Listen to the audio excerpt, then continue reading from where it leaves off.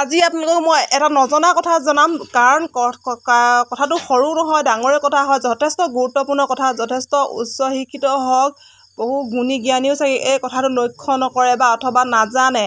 কাৰণ সদায় আমি বেংকৰ লগত জড়িত কিছুমান কাম কৰি থাকোঁ, তথাপি আমি সৰু সৰু কথাবোৰত কাণ নিদিওঁ বা নেজানো বা জানিবলৈ ইচ্ছা প্ৰকাশ নকৰোঁ। সেইকাৰণে কেতিয়াবা মানুহ বিপদতো পৰা যায়। ময়ো আজি তেনেকৈ বহুত বিপদত পৰিলোঁ, যথেষ্টখিনি বিপদত পৰিলোঁ। কিন্তু অন্য মানুহ হ'লে কিন্তু নোৱাৰিলেহেঁতেন, মই বুলি সেই কামখিনি যেনে তেনেকৈ হ'লেও কৰি আহিলোঁ ধৈৰ্য সহকাৰে। লাষ্টত মই ধৈৰ্য ধৰিলোঁগৈ। ইমান দীঘলীয়া লাইন পাতিছোঁ, মই দেখিছেনে কিহৰ কাৰণে লাইন পাতি আছোঁ আপোনালোকে চাবচোন।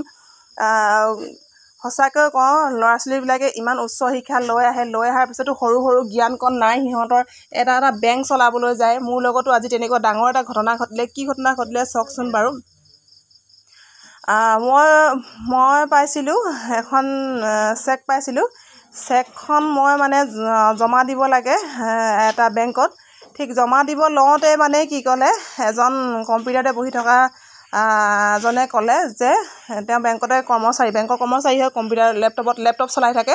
তেওঁ ক'লে যে আপুনি এখন যদি কেছ ল'ব বিচাৰে, আপুনি অন্য এটা বেংকলৈ যাওক। এই চেকত লিখি থোৱা বেংকৰ নামটো মোক ক'লে যে এই বেংকটোলৈ যাওক বুলি ক'লে। ইণ্ডিয়ান বেংকৰ কথা ক'লে মোক। মই ইণ্ডিয়ান বেংকৰ তাৰ যিটো বেংকত মই প্ৰথমে সোমালোঁ, চেণ্ট্ৰেল বেংকৰ পৰা ইণ্ডিয়ান বেংকলৈ যথেষ্টখিনি দূৰ হয়, বহুত কিলোমিটাৰ হয়। সেইকাৰণে মই স্কুটিখন আছিলে, কাৰণ মোৰ সহায় হিচাপে স্কুটিখনে মই এনি টাইম লৈ ফুৰোঁ।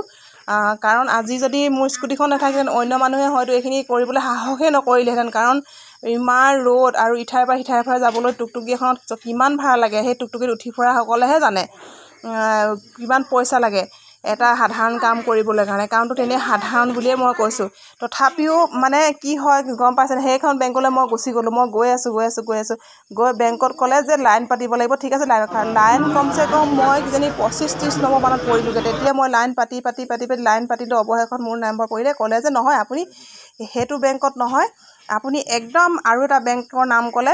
সেইটোৰ পৰা সেইটো বেংক যথেষ্টখিনি দূৰ হয়। এইটো বেংক দেখিছেনে, ইয়ালৈ আকৌ মোক পঠাই দিলে। ইয়াত যেতিয়া আহি মই দিওঁ চেকখন, তেতিয়া কয় যে আপোনাক এই চুকতে দুডাল আঁচ পাৰি দিলে, সেইকাৰণে আপোনাৰ কেছ নহয়, আপুনি ডিপ'জিট কৰিবই লাগিব। ক'ত আঁচকেইডাল পাৰি দিলে আপোনাক মই দেখাই দিছোঁ হে। কেছ মই আজি চেকখন দি লগে কেছ ল'ব নোৱাৰিলোঁ। আকৌ মই বেলেগ এটা বেংকলৈ গ'লোঁ। তাত মোক বুজাই দিলে সুন্দৰকৈ যে সেই দুডাল পাৰি দিয়াৰ কাৰণে কেছ ল'ব নোৱাৰে, মই ডিপ'জিট কৰিবই লাগিব চেকখন। এনেকুৱা কিছুমান সৰু কথাবিলাক আমি গুৰুত্ব নিদিওঁ। অথবা বেংকৰ যিবিলাক কৰ্মচাৰী, তেওঁলোকেতো পঢ়ি আহে ন এই লাইনবিলাক, তেওঁলোকে বুজাই দিব লাগে আমাক।